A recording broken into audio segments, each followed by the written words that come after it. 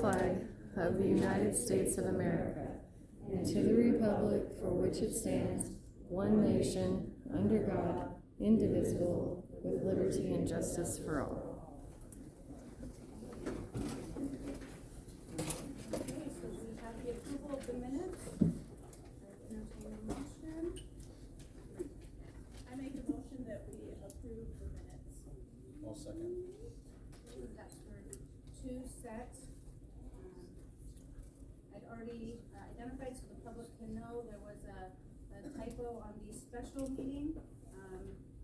That under new business personnel number 2, Shannon Allen hired as a substitute kitchen cook's helper. It needs to reflect that I abstained from that vote. Does anyone else have any comments before we pass it?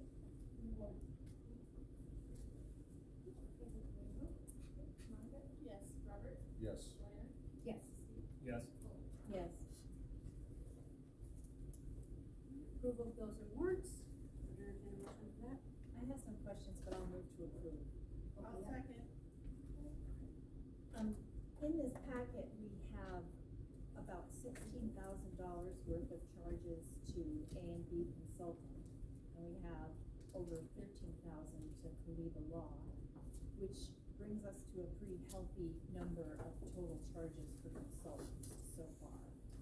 And I'd like to understand, according to the coding, it's coming out of the general fund, and according to our monthly budget report, we're still doing good as far as our spend rate. So I can only assume that there are some things that were budgeted that aren't being funded to pay for this. So where's the money coming from? What's the trade-off that we're making to pay this much money in consulting? I would think everything's been budgeted is being paid for. Well, it's up to almost $90,000. How could that be? Good conversation. Okay. So I'd like to understand where are we getting that money to pay that? It's a lot of money. That would be. And we're gonna speak to that here in about 15 minutes. When we get Perfect. to the, Yes. the budget report? Yep. Okay. We can't speak on agenda items? So the board takes comments on agenda items prior to the board making a decision on substantive matters. General approval of minutes and the financial warrants are considered ministerial in nature. So the board should take public comment on those, sorry, not questions.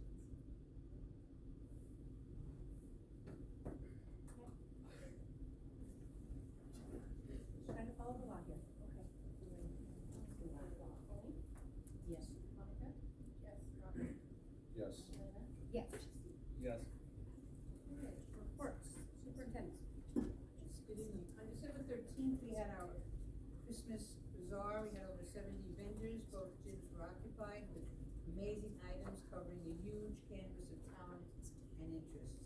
Students from our National Honor Society and Skills USA assisted in the setup and the breakdown for the vendors. Each group also had a table where they were able to sell a number of items and raise some funds for their clubs. Because of their help, the money that they received is approximately $550. Each club will go into their fee for fundraising for the help that they gave us. It was brought to our attention that the state has some untapped funds available to acquire AEDs. This has been a concern of mine for a while. So with the help of our nurse, we are able to lease 4 AEDs to replace the outdated ones we have, as well as secure one portable one, which will be helpful on trips and sporting events. These AEDs have a 4-year span. They have the pads to go with them, and it'll be something that at least we have in place and accurate. Right now, our AEDs are outdated and not really super functional. So that to me is a terrible risk. Each unit will cost $69 a month to lease. We'll have them. We will also get a rebate from the old AEDs that we have. Not quite sure, maybe 1,000, a little more than 1,000. The nurse and I are still working on that, but that's something that we got into. We need it for the safety of the children and the staff and the coaches, so we're gonna go ahead with that. Our school community would like to congratulate Officer Geenan on his promotion to sergeant. We're happy to celebrate this achievement. and acknowledge his service to the Plains Police Department. Sergeant Keenan has provided our district with a daily presence and become an important part of our school community. And for that, we're very grateful. It's just, I guess, coincidental that once he started volunteering and helping us, he was promoted. I guess the two go together. So, again, thank you, Officer Keenan, and congratulations. I also have to say, we covered today, we had 122 absences today. We had 64 in the elementary school, 31 in the 7-8s, and 27 in the high school. So again, the nurse and the principals and I talked about it, and we called the health department to see if there was anything going on with that.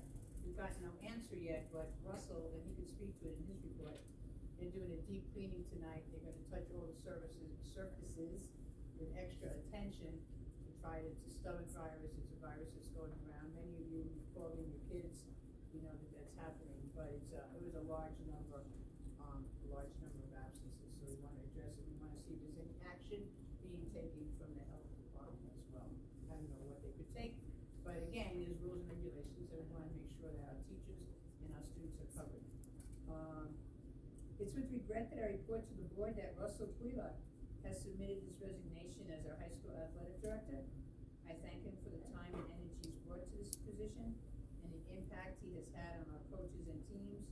Definitely big shoes to fill, but I'm sure Russell will direct his energies and find time to do other interesting things that he will enjoy. I'd like to thank you publicly and wish you the best of luck. Time, dedication, and commitment are not qualities easily found in today's world. This district has been most fortunate to have an individual who encompasses these qualities and so much more. Martin Luther King Jr. reminded us to judge a person by the content of their character, and this person passes with a super high score. After 35 years as assistant clerk for the Plains Public School District, Karen Pinkering has decided to turn in her cash box and calculator to enjoy new and exciting things. She will be retiring in June 2026. I'd like to publicly thank Karen for the wisdom, the grace, and the expertise she has shared with me, and wish her the best in whatever she decides to do. Thank you, Karen, much appreciated.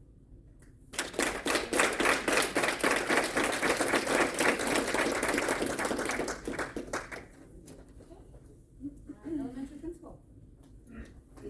Okay, I placed the January elementary newsletter in front of you guys before the meeting there. On the back side has the enrollment numbers. You wanna take a look at those. No big change on enrollment, couple of small changes. I guess changes on the harmony and the extracurricular column, not great big ones, but a couple in the junior high, and I think one in the high school. So, with that being said, on the newsletter side of things, couple of things, just to keep everybody aware of. Last Friday was our last Friday, so we are now on the 4-day week, and so that's a change. And this Friday, of course, we will have staff in the building, but as for parents and students, they no longer have to come to school on Fridays, so lucky them. Before Christmas break, we had a couple of things going on. The 6th grade class did their annual fundraiser for the Tree of Hearts. This year, they were able to raise $688.57 for the Tree of Hearts fundraiser. Seems like each year that's about how much they raise, and it's really a cool way for our entire elementary to get involved with that, where they can wear a hat on one day, or they can bring a little, stuffy, they call them, one of the little stuffed toys from home, and they just have to pay $1 that day. The 6th grade goes around and collects the money. In the month of December, they usually raise about $600. So that means there was 600 hats and stuffies in the building for the month of December. Thanks to Ms. Feist and Ms. Jarasco for doing that fundraiser again this year.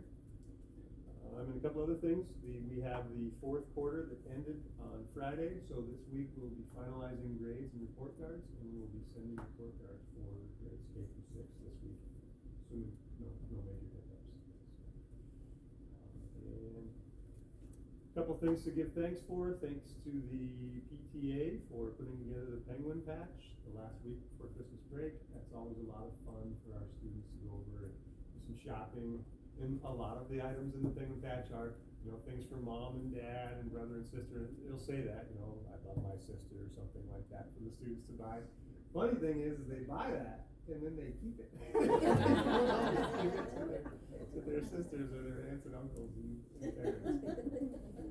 But it is a neat fundraiser, and the PTA does that as a small fundraiser for them, but it's a neat activity for our students. So thank you to the PTA for putting that together. We have our ski trip coming up in the 5th and 6th grade in about a month, and that is always funded.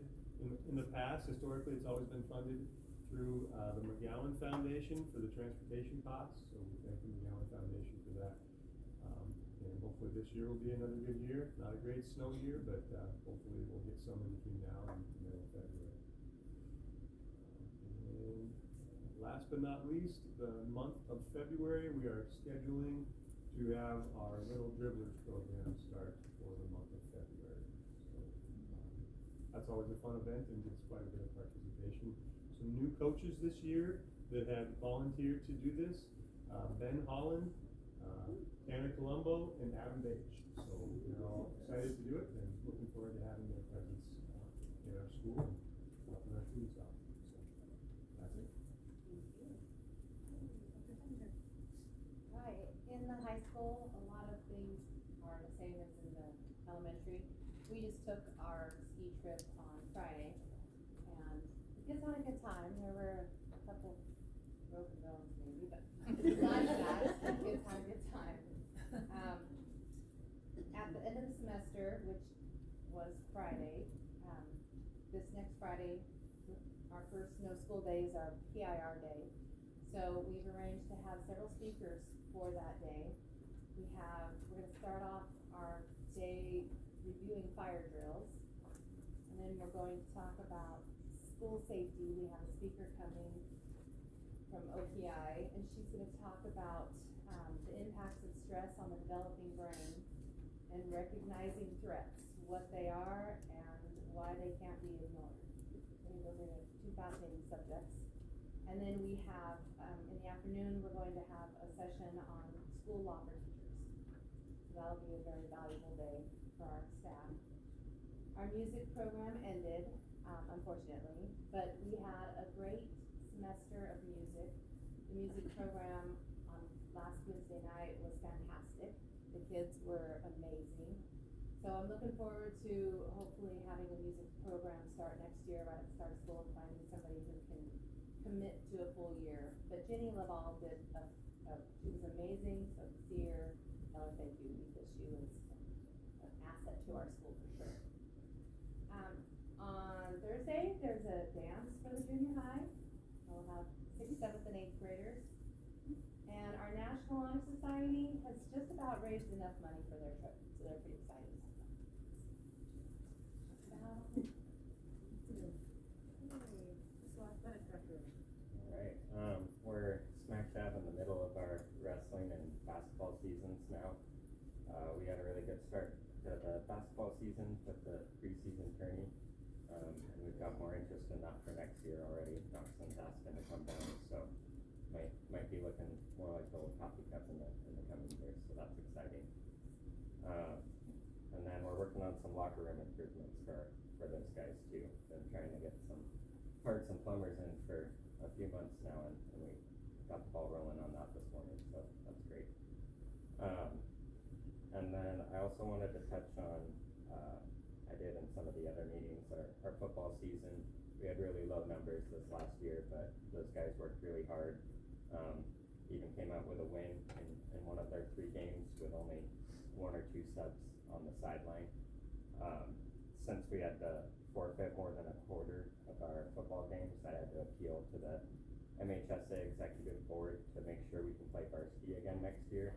And that happened this last weekend, and they approved, due in large part to our giant 8th grade class coming up, and then the interest sheets that the football coaches put out. So I think we'll have 15 to 20 kids on the football team next year. That should be great. Let's talk a little bit about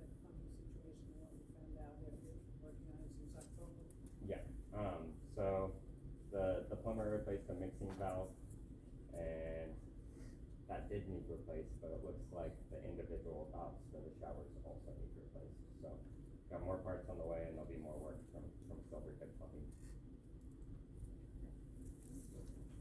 Okay, Mary Jo, food services.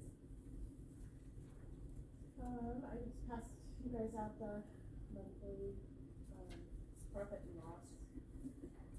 And we were, in the black again this month. That was good, and it was one of our shorter months, or days of reimbursement, so that was good. Let's see. We didn't have any, free commodities in December that I've got to snatch some for January, so we have to utilize that, and then we utilize the, almost $300 out of the USDA pressure food special in December. Russell and Matt put in a, pin pad for our back door, so now, that's a lot more secure, and it's nice, it's not as hard to get back and forth as we thought, so that was a good thing. We can now serve whole milk. I'm excited about that. It will cost close to $10 a day more than 1% milk, which that adds up over time. And that's about it. Anybody have any questions on the numbers at all?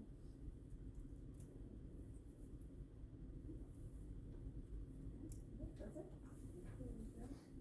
Okay, financial reports, the budget report, A&B Consulting. So I'm gonna put my information on the screen, so you might wanna take Is your, that this one? I'll start with that and then Yes. just go if you wanna Because make a, new business is another thing. okay, but This one first, real quick, and then Okay, moving all forward. right. Yep. Scott might wanna move it forward, but you have it on your sheets, okay.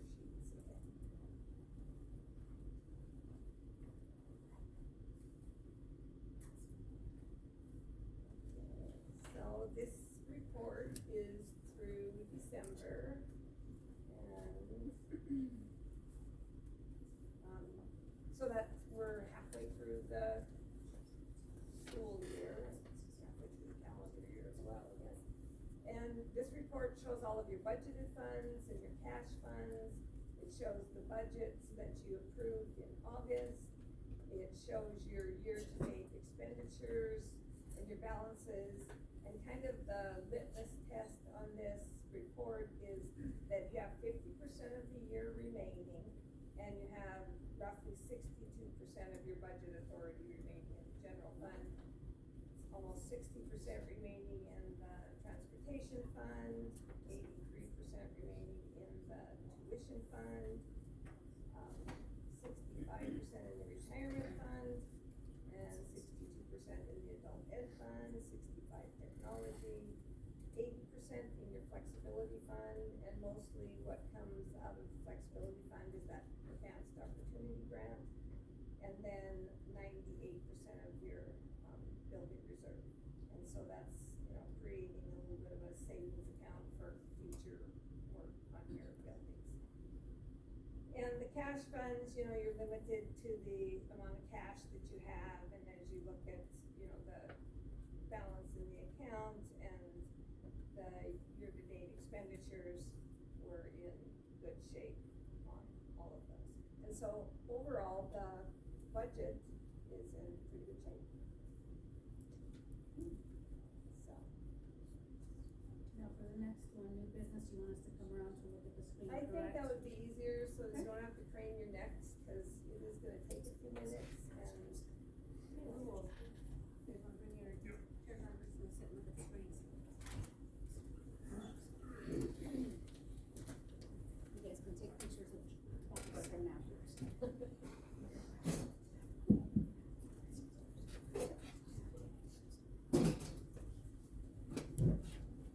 want some more information? No, I get it. Thank you. Okay, so, to Colleen's question in regard to at least my piece of that question. So, keeping in mind that from May to through September, you did not have a clerk at all, right? So that was me. And so obviously we budgeted for a clerk. And so when I compare what you're paying me to what your clerk's salary would be, what you don't see is that I pay my own taxes, and you don't buy me health insurance, and you don't give me any paid time off, and you don't pay me overtime, and I'm not accruing leave. And so over a year's span of time, you know, I'm less than $2,000 more expensive than your clerk, okay? And that includes another person, correct, that's paying for two people? It is, yeah, I have a payroll clerk that does, all of your payroll. And, some of the other things that are covered by my contract is travel time to Hot Springs, travel time to Plains. But the thing I was gonna say about that is I share the travel time with Hot Springs. So when I come, to this end of the world, I come to one of the schools and then go to the next, and I share your travel time. And I could charge you full bore for both of those, and you'd be none the wiser. But, it's not lost on me that schools are struggling financially, so I tend to not take advantage of that. And also when I come to Plains, the Pickering family has offered me a place to stay. You also would pay my lodging expense when I come. My lodging expense I usually share, just because I have to stay somewhere. And I think that seems more fair. It also keeps me from staying in the $1,500 a night bed and breakfast while you're paying the bill, right? Cause I'm paying half of it, so that just keeps me honest. So, you did have a couple of other options. Our state organization does offer clerking services. They charge $100 an hour, and I charge $68. And then I do have a counterpart that charges $120. So again, I think I do try to keep it reasonable. And so my first, the first 6 months that I worked for you, I was your own, myself and my partner were your only business office staff. So that was budgeted, so that answers that question. Okay, so then in looking at it over time, so here's the May through September, and I'm at 53,000, which was the number that was referenced, and that's about, the entire year, I'm right about where I need to be for half the year. And then I would draw your attention to the payroll time. So over half the time is spent on payroll, which I do not do. And, that is indicative of the piece of software that you have that has been basically crumbling for the last 2 or 3 years. There's a lot of work that goes into maintaining the Tyler software. And they have it's literally, every year is a separate piece of software. It doesn't carry data over from year to year. And so if you don't set up your software to the nth degree every single year, it just starts to lose its integrity. And that's what has happened to your software. And, given the cost of it, and the fact that it's sort of been crumbling over time, it didn't seem cost effective to try to go back, reconstruct it, and bring it forward, because you literally have to set up all the pieces year after year. And if you drop any of the pieces, then next year, somewhere you're gonna hit a brick wall, because you didn't set up one of the minor. And it's a lengthy, it's like 13 pages of directions, and you have to do every single step, and you have to do an order. And if you leave any of those out, it affects the integrity of your software. And, so we made a recommendation to make the change to Black Mountain, save you about $8,000 a year, and give you a piece of software that other people are using in your area to give some support to your business manager. And also, I think Tyler was a little over-designed for the size of school district. And you've had it for years, and they've been sold and tacked things onto it, and I think it's just time to clean it up. But as you can see, the payroll has been the most onerous part of the work because of the degradation of your software. And that's not gonna change, unfortunately, for a while, because you're not gonna transition to Black Mountain. I mean, we would love to, but they're not available. They're gonna start their transition in May. So And then you can, we won't see that software until next school year. Right. Right. yeah, we'll close out this school year with Using- Tyler. And we really haven't even we've avoided really doing much training with Maren on Tyler because it's a waste of time.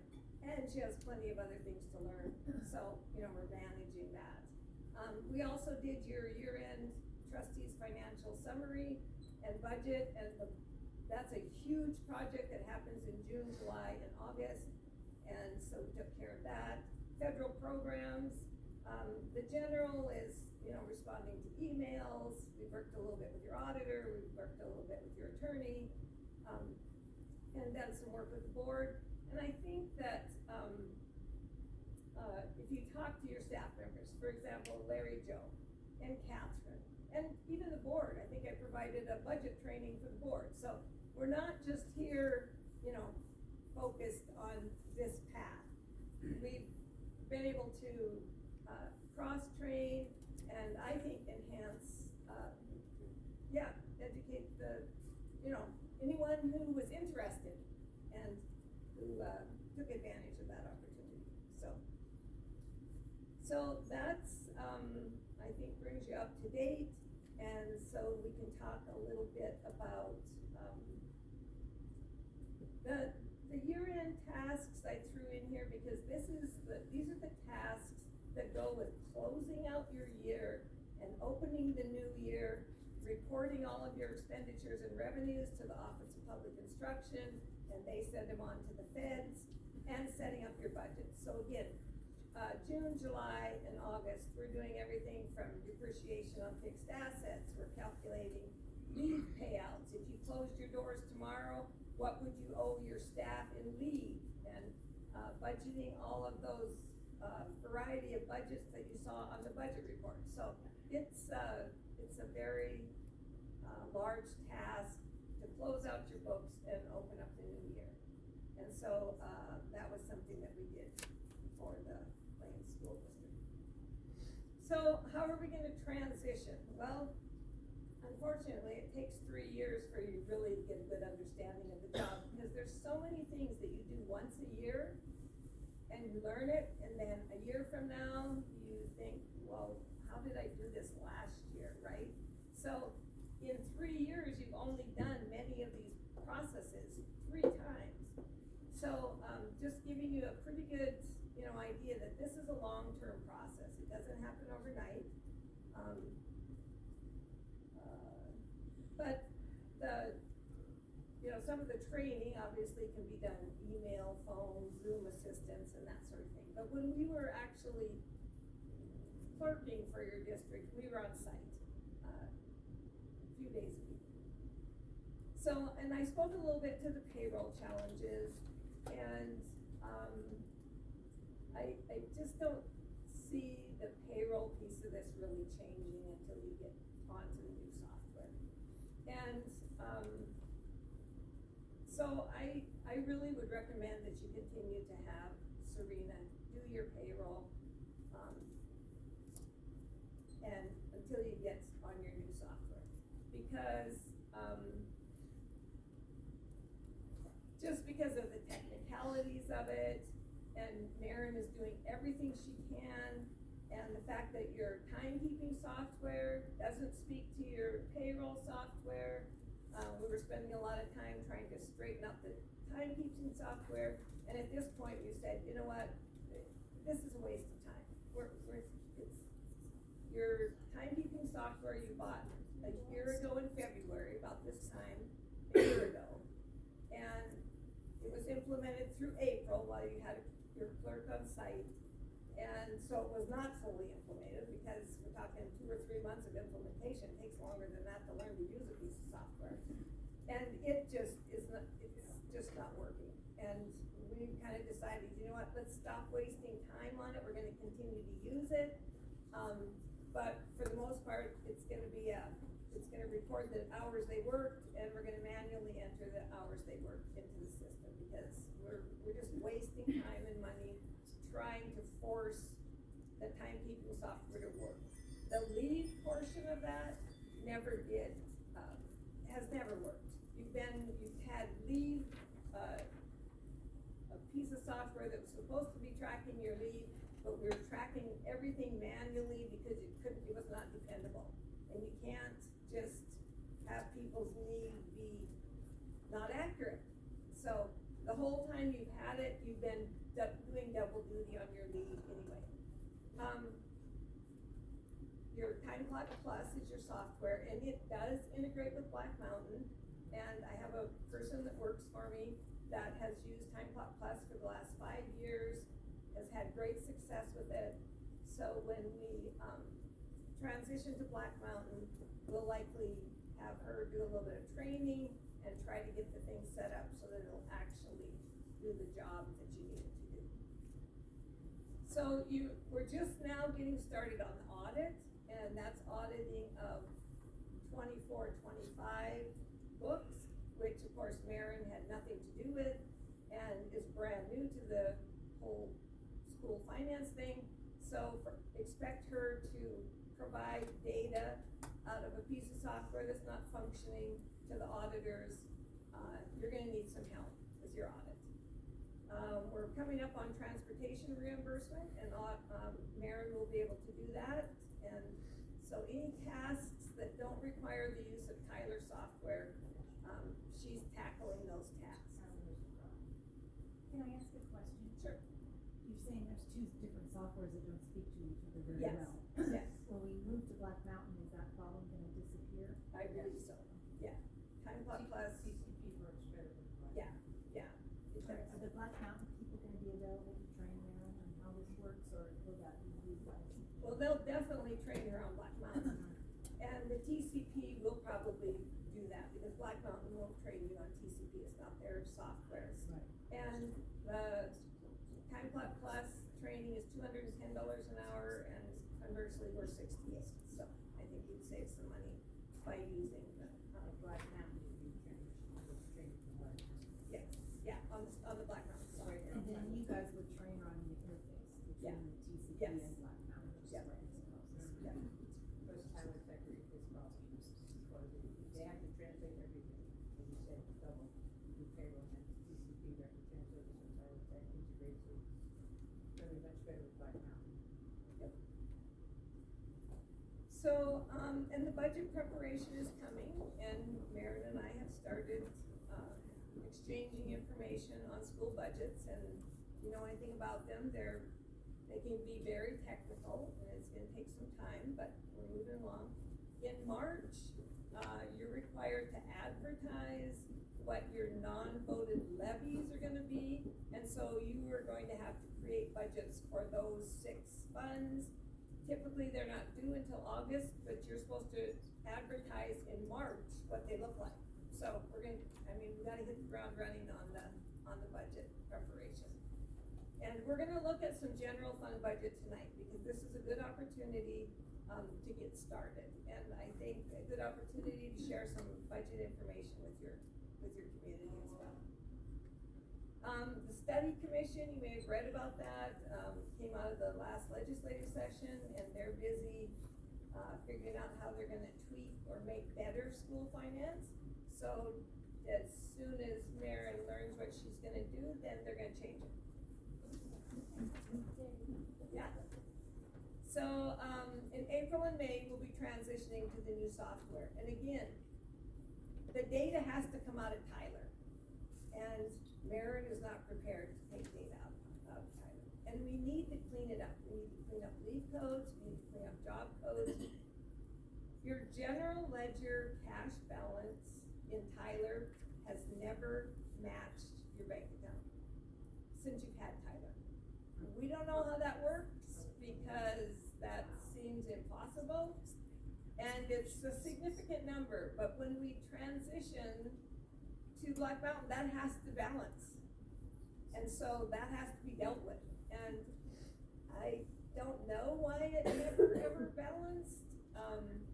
I suspect it was something in the transition and then they just let it roll out there, but literally, usually on a monthly basis, you reconcile your cash and you close the month so that no more data can accidentally get in there. Your months have never been closed because you don't balance and it won't let you close them if you don't balance. So obviously that has got to be rectified, and so that's gonna take some digging to figure out, but we're thinking maybe with the help of Black Mountain and transitioning, I don't know, maybe there's something in there that's gonna miraculously make your general ledger cash balance. So, but we know that that's out there and it's gonna need to be. And in the meantime, April and May, you'll be issuing employment contracts, and Marin's geared up to prepare those and, you know, go through the hiring process or the rehiring process here with the board. And, she'll have plenty of tasks to keep her busy there. And then your assistant clerk is going to be retiring. And, the three of us, well, the four of us are looking at ways to maybe restructure the business office a little bit. And so look forward to that because, I know you'd like to reduce overtime and, you know, maybe the answer is another part-time person or the changes in the software, the fact that we won't be manually reporting leave because the system we bought to do leave isn't doing it. I see some opportunities for efficiency, definitely in the software realm. And so, Marin and Karen, Dr. Walsh and myself, you know, are looking at ways to make the business office, more efficient. And I think that can happen. Then in June, you have, you know, teachers receive, I think, 2 or 3 pays here at Plains, so that's a big payroll. You're closing out the fiscal year, you saw the list of tasks that need to be accomplished there. You're closing out all your federal programs.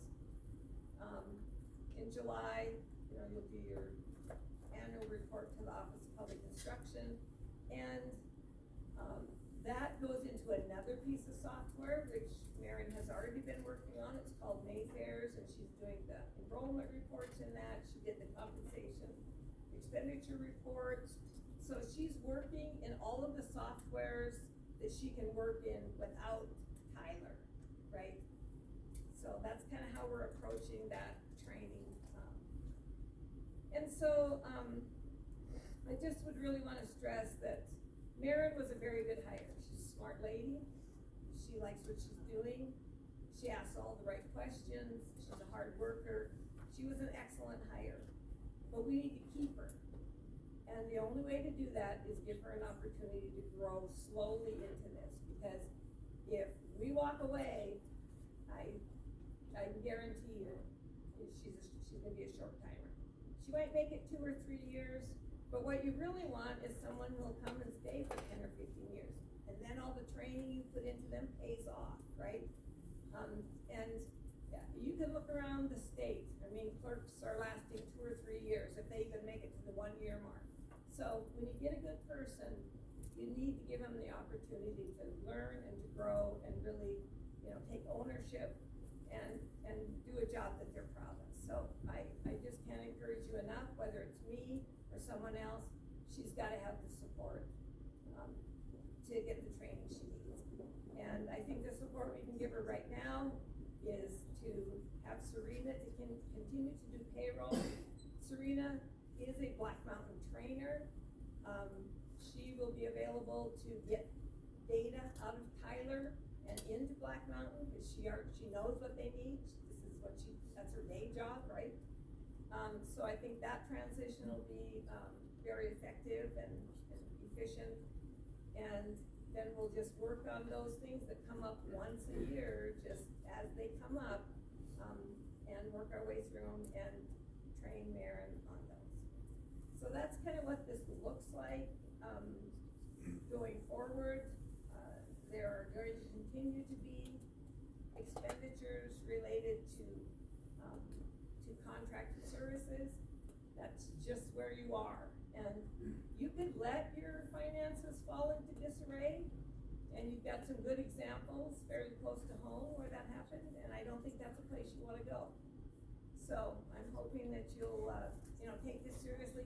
I believe that if your financial foundation is solid, then education can happen, because everybody's not worrying about whether or not we're gonna pay the bills and, that sort of thing. So, I think it's obviously, I think it's critical to a school district really being successful, so. Well, I think you've made a really good argument about why it's necessary to provide support to Marathon. I'd still like to know how we're paying for it. Well, the first 6 months was paid me with the clerk's wages, right? But going Going forward, forward, where's the money coming from to pay that? That's my question. oh, it's coming from other places in the budget. Yeah. And what are, do we know? Where they're coming from? Yeah, we could probably boil it down. I do think that your staff is doing without some things, and you're doing without a couple of teachers. But, and I wish I could tell you that that's gonna get better, but I wanna show you some numbers, and I'm gonna tell you it's not gonna get better. And so, I'm gonna talk to you about some options. Okay. So in looking at, we're a little bit early because you haven't had your February count, but you've had your October counts, and for the most part, they carry forward fairly strongly, and in looking at the enrollment report that you have, I don't think there's a lot of difference between your October reports and your February reports. So, you take these enrollment numbers, and there's a formula that you plug those into to come up with the average number belonging. And those are the numbers, or some of the numbers that you use to generate next year's budget. And these are your enrollment numbers, or your A and B numbers from last year. There's two different kinds of A and B, current year A and B, and 3-year average A and B. And last year you used 3-year average. And often that's used by a school district whose enrollment is declining. And rather than have, go off the cliff when you lose 5 or 6 kids, you're allowed to average the last 3 years of enrollment. And last year, all of your funding was based on the 3-year average. Now this next year, your elementary and middle school your current year's A and B is higher than the 3-year average. But on the high school side, you're still gonna be using, the 3-year average. And your high school, because here's your number, 112, current year A and B, and the 3-year average is 125. So obviously, more students, more money is generated. But next year, the high year that is helping this 3-year average is gonna fall off. So you are going to see probably a fairly significant decline in your high school funding a year from now. But it's not next school year, but the following school year. So then these numbers, state law actually sets right in the law the reimbursement rate for all of these funding mechanisms. Each one of these items is its own piece of the puzzle, right? And a lot of them are driven by student numbers. And so at the last board meeting, Mr. Meredith talked about how these numbers generate dollars, right? But there's a fairly significant piece of this that I want to touch on with you, because it isn't, like, for example, an elementary student is worth $6,691. And you multiply it times these 223 kids, and that's not too bad, that's $1.5 million. But there's a piece of this that you don't get, you don't receive it. Only the people who are at 100% budget level get all of those revenue sources.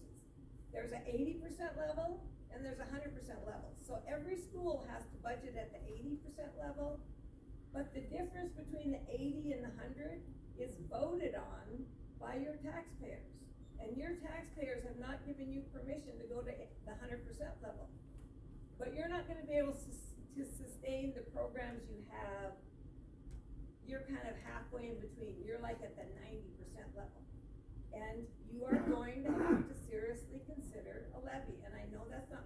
similar, but you're gonna have two choices. You're either gonna reduce your offerings, or you're, going to have to run a levy. So, this is, you know, another piece of this puzzle is every elementary school in the state of Montana is entitled to $62,554. Every middle school is entitled to $125,000.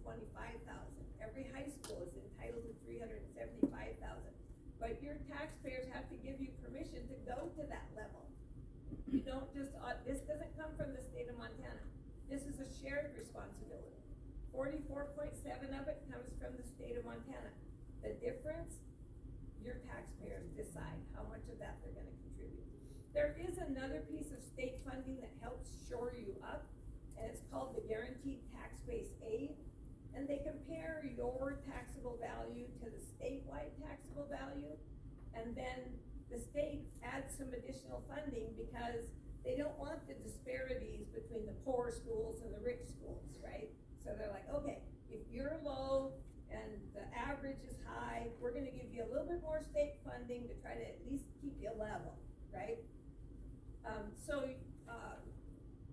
Plains does get another $988,000 from the state of Montana that not every school district gets. So they're trying to help, but they're not going to give it to you, right? You have to share in it. And here's this $347,000, that's what your, taxpayers have approved. You could, you could levy up to $756,000, so you could levy somewhere upwards to another $400,000.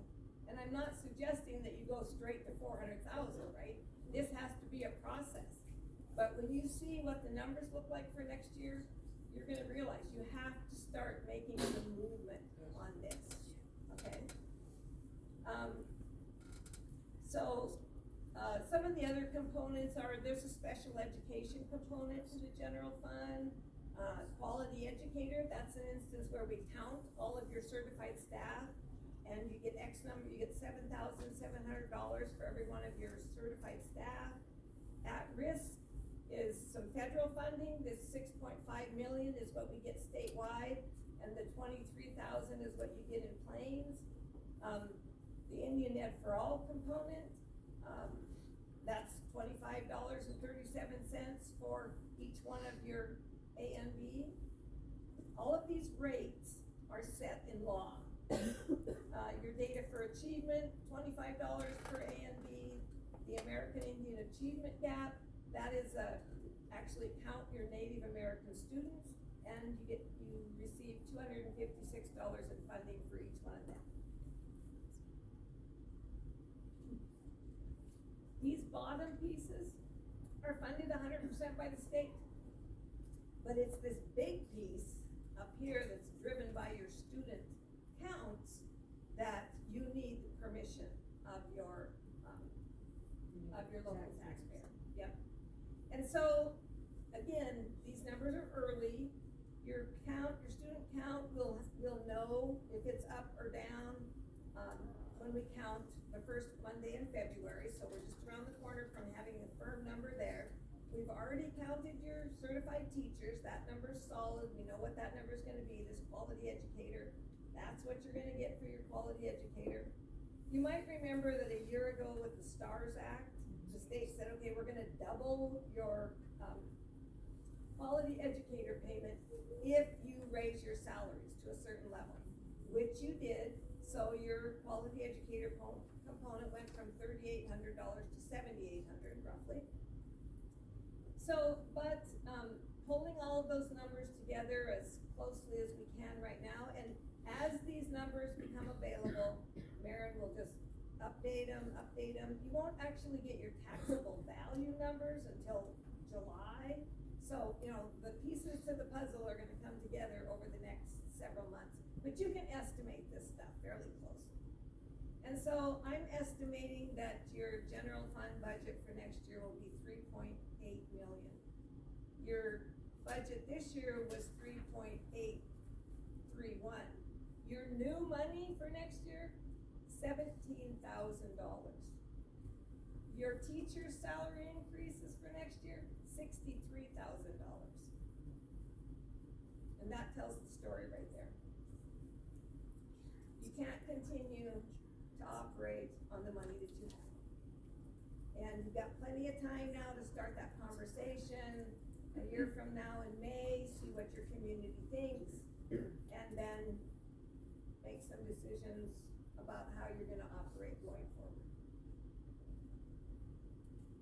So it's not a very pretty picture, but it's one of those things you need to start talking about a year in advance.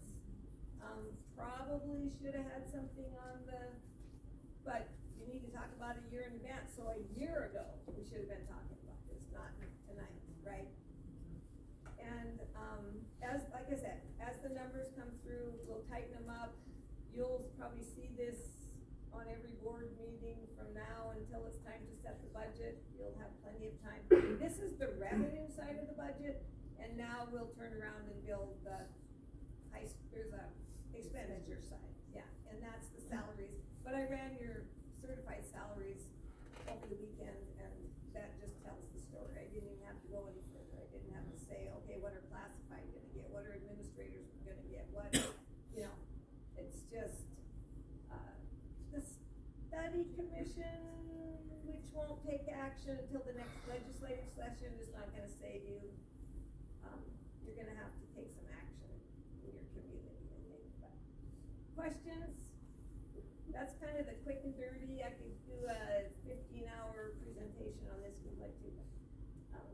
I wanted to give you though a sense, cause again, a year, we need to be talking about this over the next 12 months, to prepare for where do we wanna go. If the board doesn't have questions tonight, if they come up, go ahead and write it down, shoot an email. When it's very communicative. Can you share all of this stuff I with sure us? can. Yep. I'd like to look at it and maybe. Yeah, Absorb absolutely. it. There's a document that, the Office of Public Instruction puts out that talks about each of these components and how they're arrived at and that sort of thing. I'll share that with you too, because it's like 8 pages of reading, but it helps you start to understand, how this all fits together. So I'll share that with you as well. Okay, well, thank you for your time, and I'll let you go back to your own side of the table. Thanks for the presentation. Yeah, yeah, you're welcome.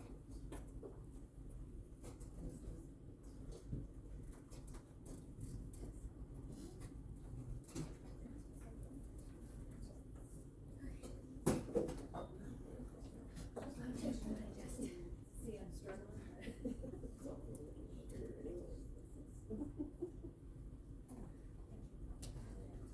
Okay, consideration and possible action to approve transfer of funds from the investment account to the operating checking account. Okay, and I told Maren I'd take this topic as well because I started this conversation 6 months ago. So, you have an investment account, obviously, and then you have a checking account. And by law, when you move money from one account to the other, it takes board action. And when the auditor was here, they're like, you're moving money between these accounts and there's no board approval. And, conversely, the state of Montana, the Office of Public Instruction says all of the funding needs to flow into the investment account and then you move it to the checking account when you write checks. So we're just moving money constantly and it has no board approval. And I think there's a certain amount of,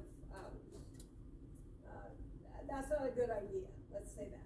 So I think the investment account should have a finite amount of money in it. And we looked at the numbers and we figured about $500,000 for planes. And then whenever money is moved in and out of that account, you should know.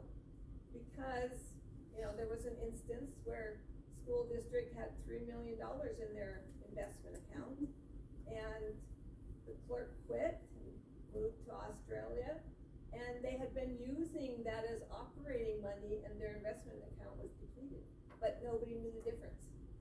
So I think it's more important for the movement between those two funds to happen here at a board meeting. So after tonight, we hope to set that at 500,000, and anytime Maren is putting money in or taking money out of your investment, it will be on your board agenda.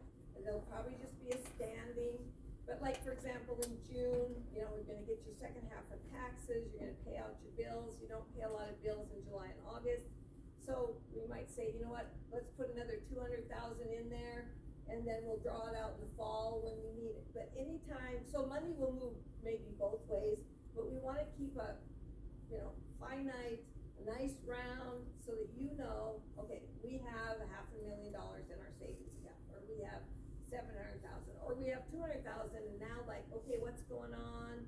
Or, you know, are we gonna recoup that soon?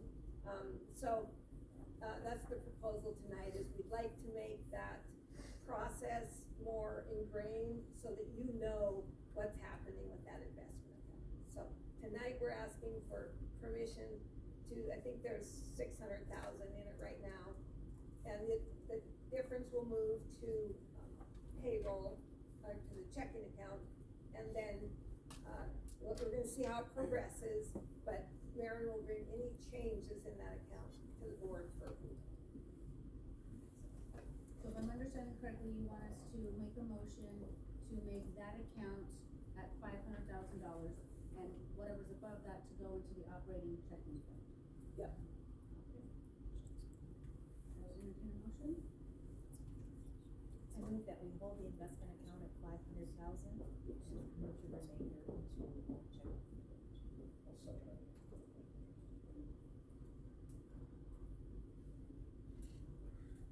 Any comments? On the committee?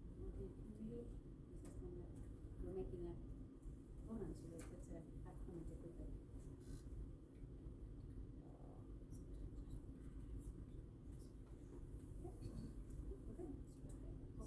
Yes. Yes. Yes. Yes. Consideration and possible action to approve out-of-district students attending Plains Public Schools.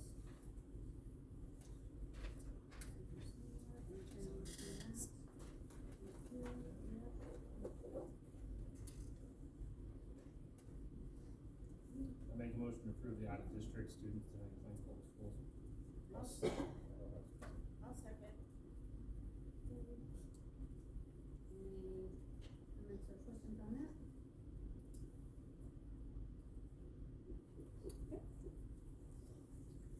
Yes. Yes, Robert? Yes. Yes. Yes. Personnel, consideration for approval, Whitney Tanner Spurs assistant softball coach. I move we hire Whitney Tanner Spur as assistant softball coach. I'll second. Any comments on that? Okay.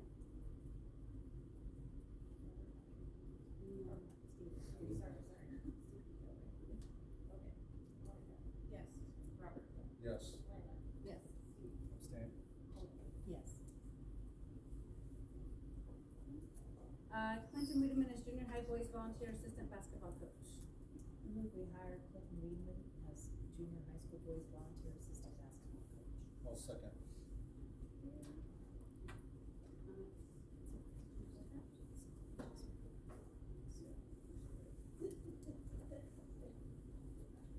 Lisa Brown, I teach here, coach golf, all that good stuff.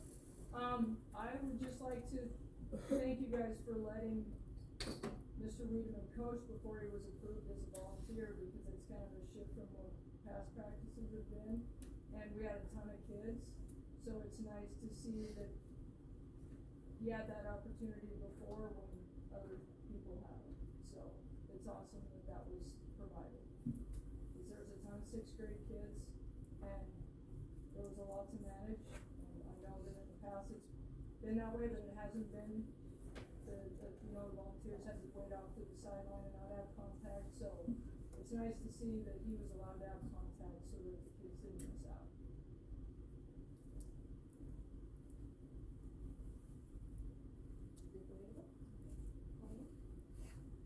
Yes. Robert? Yes. Abstain? Yes. Yes. Okay, so we're going to move to the superintendent's evaluation. The next matter to come before the board for consideration is the superintendent evaluation, and in that connection, I have determined as follows.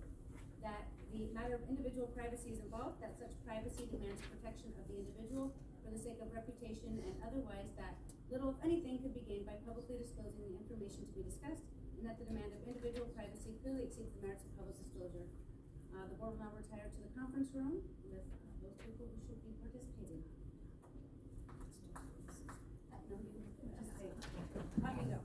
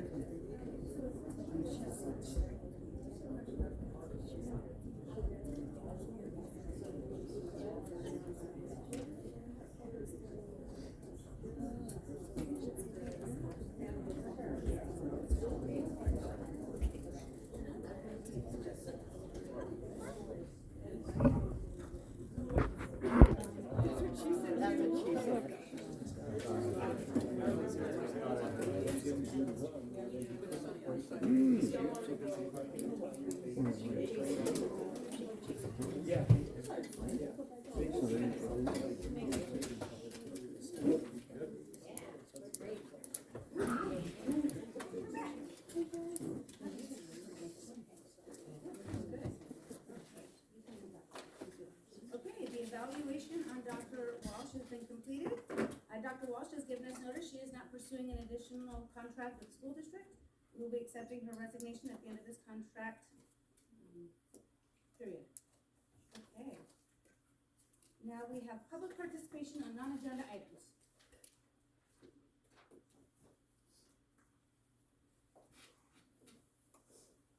My name is Jed Strobridge. Okay. I'm not gonna go into specifics. As long as we don't talk about anyone specific. No one by name or position. Yep, that's fine. Okay. You've got 3 minutes. So following an incident that happened at the beginning, or just before Christmas break, I've kind of done some research and looking at your guys' policy on technology and the equipment that the schools issue to the kids. I think you guys need to revisit, or I would like to ask that the school board revisit the security policies and the security cyber for the safety of kids gets readdressed more frequently, that as fast as everything is changing, the risks that our kids are being exposed to is becoming very, very prevalent. Some of the things that I've seen and the questions that I've asked is that a lot of the security that you guys have set up for the computers in network no longer apply when that computer is taken to a separate network. I don't think a lot of the parents are aware of that. A large portion of the safety features are not applicable. And I do strongly believe that's something that needs to be addressed, as well as whether it's relevant for your elementary school kids to even be exposed to that risk for having computers in the classroom. Thank you. Thank you.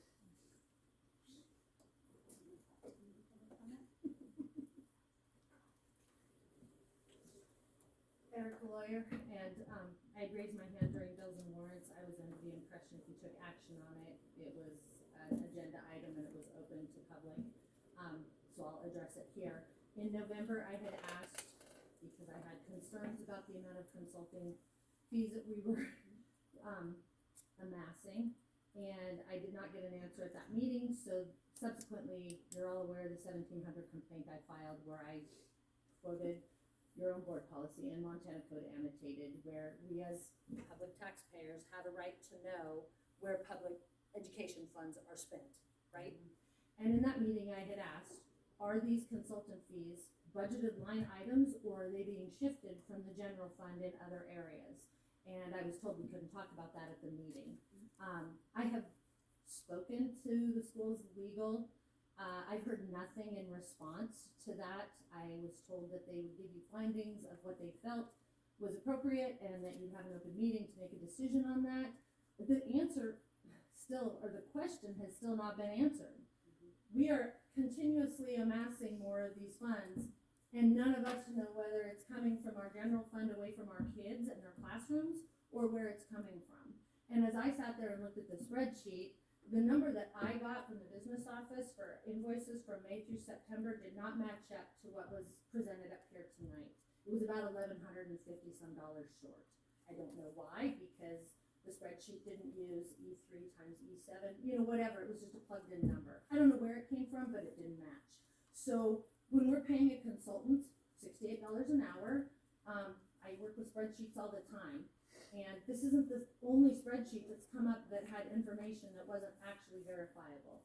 There was a conversation earlier that we were maybe talking about cutting extracurriculars, and there were gate fees for cross country and no gate fees for basketball. And I'm like, been to the gym, it's packed. And last I heard, we're not taking gate fees for cross country. So I have serious questions and concerns about where is this money going to come from. I have a daughter who has 15 months left in this school, who's hopefully going to graduate with about 31 college credits from this institution. We take education very seriously. I'm not asking for a witch hunt. I'm just asking because I want my daughter and every other kid to have a free, quality education like the state of Montana Constitution requires. And I don't know where the money's coming from, and there's not a big end in sight. So again, I would ask you, can we please know where are we shifting funds from to pay for the consulting, to pay for the legal fees? I mean, there were $11,000 in legal fees in this last round of bills and warrants, and that isn't stopping either. So I'm worried, and I'm just asking, and it feels like there's a roadblock every time you ask an honest and sincere question. I'm not out on a witch hunt. I just want to know. That's just my nature.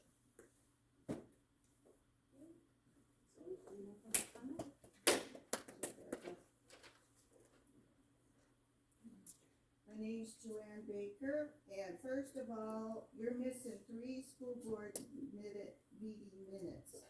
July 2025, September 2025, and November 2025. And this summer, I came down and you were missing March, April, May, and I had to bring that up. So that needs to be taken care of. So, okay, I received information about the ESSER 3 funding. There were 3 documents. First one said how much the school received. And they received close to $1.4 million. And in the minutes on October 21st, 2024, it says in the school board minutes that all the ESSER 3 funding was spent. That's important to remember. So there's 2 other documents. The first one is 32 pages and it has expenditures and receipts. And the third document has 6 pages and it has expenditures and receipts. So all of those added up to 800,000 about, roughly. So the school is missing about $600,000 worth of receipts. And I did a Freedom of Information Act. I did 2 actually. And I was told that I had to come up with $680 myself to just get started when this is supposed to be public information, and I didn't have anything to do with that. So why am I supposed to pay the money to get this public information? So there's $600,000 that the school needs to come up with receipts and what that money was spent on. And, I'm gonna take this down to the county commissioners and the county superintendent. We're gonna have a meeting. I'm gonna hand it over to them. They'll decide, they can sort this out, and they can make a decision regarding this issue. I'll leave it in their hands. But part of that $1.4 million that the school received, it was redirected, it was supposed to go to an alternative learning center and maybe some teacherage houses. So they redirected it to the safety security scope plan. That was in 2023. My question is, why are we still working on this plan now? 2 years later, the 3-point entry wasn't done, even, it was done in August. So we're behind on that. Things were supposed to be finished up in October 2024. So I do have some concerns, and I am going to take them to the county commissioner and the county superintendent. Any more public comment?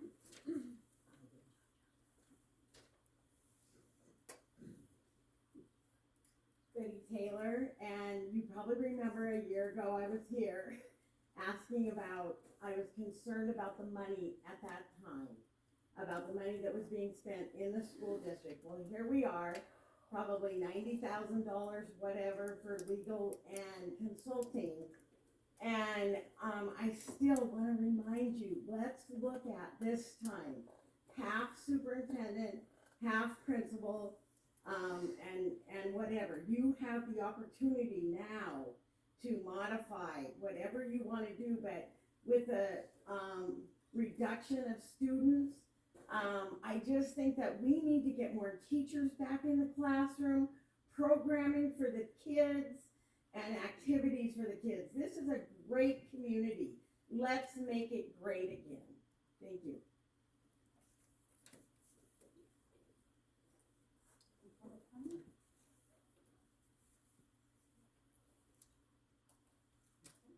That brings us to a close at 8:15.